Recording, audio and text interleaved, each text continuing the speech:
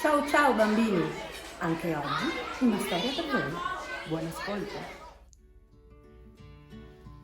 Il buco con la storia intorno di Kelly Candy.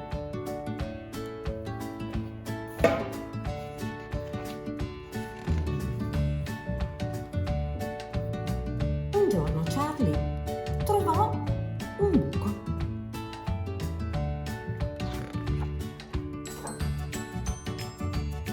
Non riusciva a credere ai propri occhi. Un buco tutto per sé. Charlie lo raccolse e se lo infilò in tasca. Non gli ci volle molto a capire che avere un buco in tasca era una pessima idea.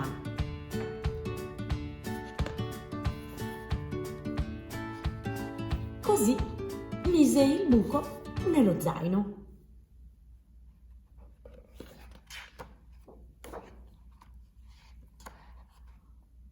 Ma era un posto ancora peggiore. Questo buco non serve a niente e iniziò a cercargli un nuovo proprietario. Decise di provare in tutti i negozi della via.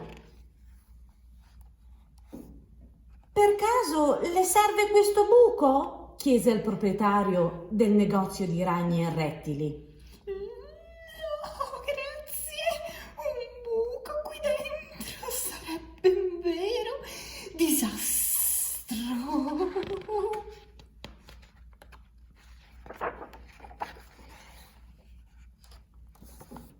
Vuole questo buco? Chiese Charlie al carpentiere.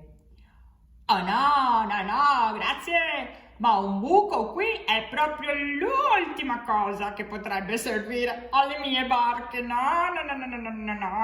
via. Vuole questo buco? Chiese alla sarta. Oh, santo cielo!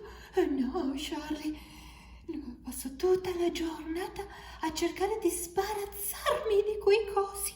Oh, no.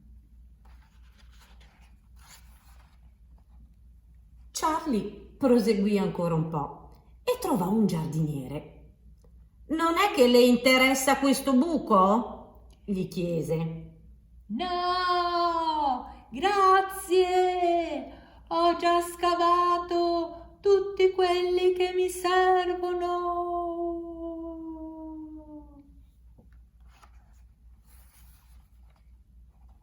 Charlie vide un uomo che faceva dei lavori sulla strada. Vuole questo buco? No, grazie. Ce n'è già uno enorme qui che devo proprio riempire. No.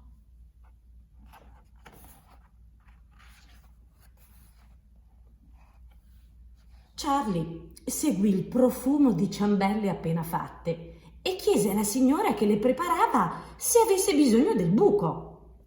Ma no, grazie. C'ho un macchinario che li fa tutti quanti. Guarda qua, guarda che bello, guarda che bello, guarda che bello.